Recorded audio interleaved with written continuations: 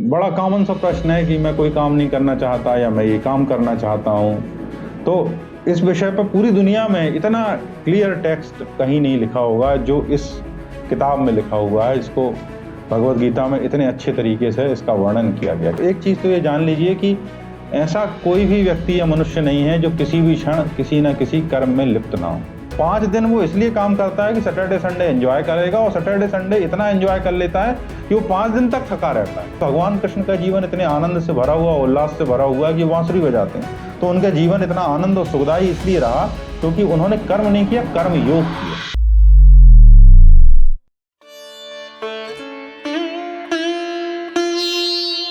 हरे कृष्णा। अध्याय 2 के श्लोक क्रमांक 39 में भगवान कह रहे हैं, एषा ते अभिहिता सांख्ये बुद्धि योगे तु इमाम शृणु बुद्धया युक्ता यया पार्थ कर्म बंधम प्रहस्यसि। यानी हे अर्जुन, यह बुद्धि तेरे लिए ज्ञान योग के विषय में कही गई। अब इसका कर्म योग के विषय में सुन। जिस बुद्धि से युक्त हुआ तू कर्मों के बंधन को भली भांति त्याग देगा, यानी सर्वथा नष्ट कर डालेगा। मैंने अभी तक उन्होंने किस विषय पे बात की? ज्ञान योग के विषय में। अब तू कर्म योग के विषय में सुन। तो बड़ा इंटरेस्टिंग टॉपिक है कि जिसको सुनकर तू कर्मों के बंधन को भली भांति त्याग देगा। बड़ा कॉमन सा प्रश्न है कि मैं कोई काम नहीं करना चाहता या मैं ये काम करना चाहता हूँ। तो इस विषय पर पूरी दुनिया में इतना क्लियर टेक्स्ट कहीं नहीं लिखा होगा जो इस किताब में लिखा हुआ है। इसको भगवद गीता में इतने अच्छे तरीके से इसका वर्णन किया गया कि भगवान कहते हैं कि इसको जानकर तू, कर्मयोग को जानकर, फिर तू बुद्धि में जो कर्म से जो बंधन है वो टूट जाएगा। तो ये कर्म से बंधन क्या होता है और कर्म करने के लिए आप विवश क्यों होते हो? तो एक चीज़ तो ये जान लीजिए कि ऐसा कोई भी व्यक्ति या मनुष्य नहीं है जो किसी भी क्षण किसी न किसी कर्म में लिप्त ना हो। ऐसा संभव नहीं। तो कोई ये यदि चाह रहा है कि मैं आज सोता रहूं, तो सोना भी एक कर्म है। ऐसा थोड़ा ना कि सोना कोई काम नहीं, सोना भी एक कर्म है। आप टीवी देख रहे हो, वो भी एक कर्म है। आप देखते हो ना, उसमें क्या बोलते हैं, वर्ब होती है, ING लगता है। Seeing, sleeping, drinking, eating. मतलब आप ऐसा कभी एक पल भी नहीं होता है जब आप कोई कर्म ना कर रहे हो। आपको कर्म करना ही पड़ता है। और जीवन की अधिकतम से अधिकतम पीड़ा ये होती है कि कहीं से ये कर्म छूट जाए। क्यों? क्योंकि कर्म से पीड़ा होती है, और पीड़ा के कारण क्या होता है? दुख पैदा होता है। तो हम सब जब ऑफिस जाते हैं या कहीं और कुछ काम करने जाते हैं तो कहीं ना कहीं विषाद होता है कि आज नहीं तो कल ये छूटे नहीं। तो हम क्या सोचते हैं कि एक काम करते हैं कि अब एक रिसोर्ट पे चल देते हैं सैटरडे संडे। अब रिसोर्ट पे चल देते हैं, वो भी एक कर्म है। ऐसा तो है नहीं कि रिसोर्ट पे जाने में ताकत नहीं लगती, वहाँ जाने में ताकत लगती है, स्विमिंग पूल में नहाने में भी ताकत लगती है। लेकिन वो आपको थोड़ा सा चेंज के कारण गुड फील होता है। आपको ऐसा लगता है कि इसमें कुछ शांति मिल गई, इसमें कुछ आराम मिल गया। तो आप फिर ये क्रम दोहराते जाते हो। जीवन में अपना एक बोझ क्रिएट होता है और उस बोझ से निकलने के लिए कहीं और भागते हो।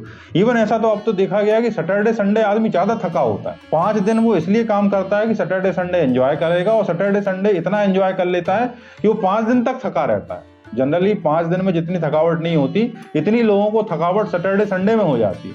पूरे के पूरे आप दिल्ली में देखो, पूरे के पूरे पहुंच जाते हैं, आपको मनाली में मिल जाएंगे, मसूरी में मिल जाएंगे, और इतना ज़्यादा 2 दिन में अपने आप को अस्त व्यस्त कर लेते हैं कि वो 2 दिन उनके भारी पड़ते हैं 5 दिन।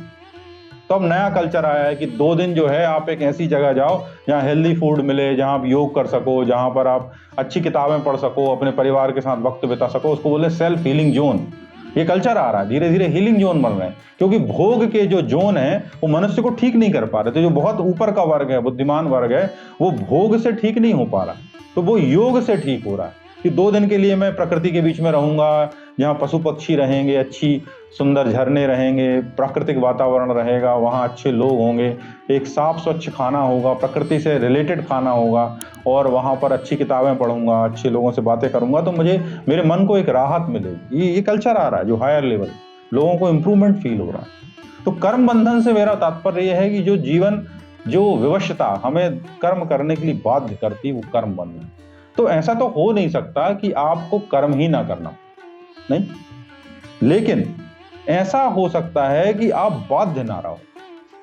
मतलब आपका जो बंधन है वो तो हट ही सकता है। जैसे मान लीजिए कि एक व्यक्ति है, अब वो व्यक्ति एक ऐसा काम करता है जिसको वो बिल्कुल भी लाइक नहीं करता, लेकिन मजबूरी में उसको करना पड़ता है। क्यों? क्योंकि वो विवश है, कर्म बंधन के लिए विवश है। अब उसको यदि मान लीजिए कि उससे बेटर कोई कर्म दे दिया जाए, काम दे दिया जाए कि यार आज से तुम ये काम करोगे, तो हो सकता है कि उसकी लाइकिंग हो जाए और वो बड़े खुश होकर वो काम कर सके। तो इसको बोलते हैं कर्म का बंधन। उसको काट दिया तो वो बेटर कर्म मिल गया, बेटर काम मिल गया, तो वो अच्छे से करने लगा। तो कृष्ण कह रहे हैं कि यदि तू इस कर्म योग को जान लेगा। अब कहानी यहाँ ये है कि कर्म योग कोई अलग विषय है। क्यों? क्योंकि कर्म तो हम सभी कर रहे हैं, डूइंग सबके पास, आप भी काम कर रहे हो, मैं भी काम कर रहा हूं, हम सब काम कर रहे हैं। तो कर्म योग क्या है और डूइंग क्या है, और फिर इसमें अगला चैप्टर आएगा कि निष्काम कर्म योग क्या है। इन पर ही गीता इर्द गिर्द घूमती है। क्यों? क्योंकि कृष्ण के जीवन में जो मस्ती है वो कर्म योग के कारण। भगवान कृष्ण का जो जीवन है वो बिना कर्म का नहीं है, निरंतर कर्म है। पैदा होने से लेकर मृत्यु तक वो कभी भी खाली नहीं बैठे हैं।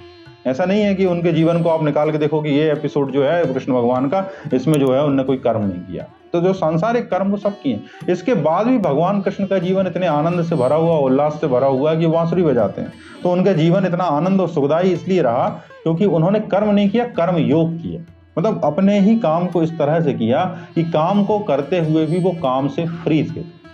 उनको सैटरडे संडे किसी जगह भागने की जरूरत नहीं थी। वो अपने ऑफिस में भी खुश थे, या वो अपने जो भागने के स्थान, मान लीजिए कि कुछ लोग क्या करते हैं कि काम करते हैं तो वो कहते हैं ये काम है, अब शाम को जाएंगे मार्केट तो वहाँ एंजॉय करेंगे। तो भगवान कृष्ण की जो मनोवृत्ति है वो इस लेवल पे है कि वो मार्केट में जा रहे हैं तो भी वो भी एक काम है, या वो भी एक एंजॉयमेंट है, और ऑफिस में है तो भी वो एंजॉयमेंट है, वो भी एक काम। उनके लिए मार्केट और ऑफिस में ज्यादा अंतर नहीं है। ऐसी मनोस्थिति को यहाँ कर्मयोग कहा गया है। क्यों? क्योंकि हमारे भीतर कर्म बंधन है। आप सोचो कि आप यदि आपको बोल दिया जाए कि एक फेवरेट मूवी है आपकी और आपको बैठ के देखना है, तो आपके 3 घंटे निकल जाएंगे, आपको पता भी नहीं चलेगा। और आपसे बोल दिया जाए कि ऑफिस की एक रिपोर्ट है, उसको 3 घंटे देखना है, आप 3 घंटे में 4 बार पैर उठाओगे, 10 बार जो है फोन की तरफ देखोगे, फिर कॉफी पियोगे, फिर नमकीन खाओगे, कहीं बिस्किट खाओगे, 100 तरह के आपको पेन होंगे, कहीं आंखों में दर्द होगा, कहीं कान में दर्द होगा, 100 तरह की समस्या होगी। वो वही आप हो जो आप 3 घंटे से मूवी देख रहे थे, आपको कोई फर्क नहीं पड़ा। और दोनों ही जगह आपकी मूवी में भी आपकी स्क्रीन देख रहे हो, और जब आप काम लैपटॉप पे कर रहे हो तब भी आप स्क्रीन देख रहे हो। और मजे की बात यह है कि दोनों में ब्रेन उतना ही खर्च हो रहा है। नहीं, मूवी देखते समय ब्रेन को यदि आप समझते हो, इंजीनियर हो, डॉक्टर हो, थोड़ा ब्रेन का तो देखोगे तो ब्रेन एक मशीन है। वो मशीन का काम क्या होता है? मशीन का काम होता है जो सामने जो चीजें हैं उनको एनालाइज करना। और ऑफिस का जब डाटा देख रहे हो तब भी आपको एनालाइज ही करना है। दोनों जगह एनालिसिस हो रही है, लेकिन एक जगह दर्द हो रहा हो, एक जगह क्या हो रहा है? प्लेजर हो रहा है। जहां प्लेजर हो रहा है वहां प्लेजर होने के कारण क्या हो रहा है? आपको टाइम का पता नहीं चल रहा, आप टाइमलेसनेस पे चले जाते हो। और जहां पर प्लेजर नहीं मिलता है वो आपको काम फील होता है कि आज मैंने 3 घंटे काम किया। नहीं, तो ये जो डिफरेंस है, दोनों जगह आप स्क्रीन देख रहे हो। अब यदि आप वही जो मूवी देख रहे थे, आप क्या कर रहे हो? उसको एंजॉय कर रहे हो। अब आपसे बोल दिया जाए कि आप एडिटर हो और ये 3 घंटे मूवी देख के बताओ कि इसमें कौन कौन से डिफेक्ट हैं और कहां सुधार करना है। अब आप फंस जाओगे क्योंकि अब काम करना पड़ रहा है। अब काम करना पड़ रहा है तो आप फिर थकोगे, फिर आपको कॉफी पीनी पड़ेगी, फिर आपके पैरों में दर्द होगा, फिर आपकी आंख में दर्द होगा। तो सोचो कि एक ही काम हो रहा है और एक ही काम मूवी को देखना, उसी मूवी के काम को देखते समय एक आदमी को दर्द हो रहा है और एक आदमी को मजा आ रहा है। इतना परिवर्तन हो जा रहा है, जबकि चीजें एक ही हैं, एक ही स्क्रीन है। आप ये भी नहीं कह सकते क्रिया दूसरी। तो ये जो परिवर्तन आ रहा है, जो आपको भीतर महसूस हो रहा है, यही है कर्म बंधन। यदि ये कर्म बंधन ना हो, तीनों चीजें एक हो जाएं, आपको मूवी देखते समय भी कर्म जैसा महसूस हो और कर्म करते समय भी मूवी देखने जैसा महसूस हो, इसी को बोलते हैं कर्म बंधन। कर्म बंधन मतलब आपके भीतर के अटैचमेंट्स, उन अटैचमेंट्स के कारण आपको कोई चीज प्लेजरेबल लगती है और कोई चीज जिससे डिस्प्लेजर होता है। तो सारे के सारे धर्म का जो सिद्धांत है, धर्म की आप गहराई देखोगे तो गहराई में सारे कर्म एक हो जाते हैं। जैसे सारे कंट्री बहुत ऊपर के लेवल पे एक हो जाते हैं। अपन को लगता है कि ये कंट्री अलग है, ये कंट्री अलग है, लेकिन जब पृथ्वी के बाहर जाओगे तो पृथ्वी के अंदर सारे कंट्री आ गए। भारत के अंदर लगता है कि बहुत सारे राज्य हैं, लेकिन भारत की जब बात होती है तो बहुत सारे राज्य इकट्ठे हो जाते हैं। बहुत सारी पार्टियां हैं, लेकिन राष्ट्र की बात आती है तो बहुत सारी पार्टियां इकट्ठी हो जाती है। तो लेवल का फर्क है कि आप किस लेवल पे उस घटना को देख रहे हो, उस कर्म को देख रहे हो, उस क्रिया को देख रहे हो। तो यदि ये क्रिया इस स्तर पे आ गई कि आप नीचे उनको उठ के देख रहे हो कि ये जो टीवी देख रहा हूं ये भी एक कर्म है, और ये आदमी जो एडिटिंग कर रहा है ये भी एक कर्म है। तो अब जब दोनों कर्म ही हैं तो इन दोनों को यदि समता से देख लिया जाए तो निष्काम हो गए। फिर जो निष्काम हो गए तो कर्म बंधन कट गया। अब कर्म बंधन कट गया तो टीवी देखना भी प्लेजर नहीं रहा और काम करना भी डिस्प्लेजर नहीं रहा, दोनों एक से हो गए। अब स्थिति बनी तो टीवी देख ली, मूवी देख ली, और स्थिति बनी तो काम कर लिया। ऐसा ही मनोस्थिति तक आप पहुंचे। मैं बहुत सरल एग्जाम्पल दे रहा हूं जो आप अपने जीवन से समझ सको। कठिनाई बड़े बड़े एग्जाम्पल हैं आपके जीवन के, हर जगह इसको अप्लाई कर सकते हो। तो यहाँ ये महत्वपूर्ण इसलिए हो जाता है कि जो गीता का जो घटना है, गीता की जो घटना है वो अर्जुन के विषाद से पैदा होती है, अर्जुन के दुख से पैदा होती है। यहाँ अर्जुन एक दुखद स्थिति में है और वो अर्जुन क्या है कि अब अपनी स्थिति से निकल नहीं पा रहा। तो भगवान समझा के हार गए कि तुम तो यार बड़े ज्ञानी हो, तुम बड़े श्रेष्ठ हो, तुमको तो युद्ध करना चाहिए, तुम क्षत्रिय हो। तो वहां तो वो समझ नहीं पा रहा है, तो भगवान दूसरा ट्राई मार रहे हैं, उसका नाम है कर्मयोग। अब कर्मयोग में आगे जाके भगवान क्या कह रहे हैं अगले श्लोक में है। इसको सुनने के लिए आप बने रहिए हमारे साथ यूट्यूब पर। सुनने के लिए बहुत बहुत धन्यवाद। हरे कृष्णा।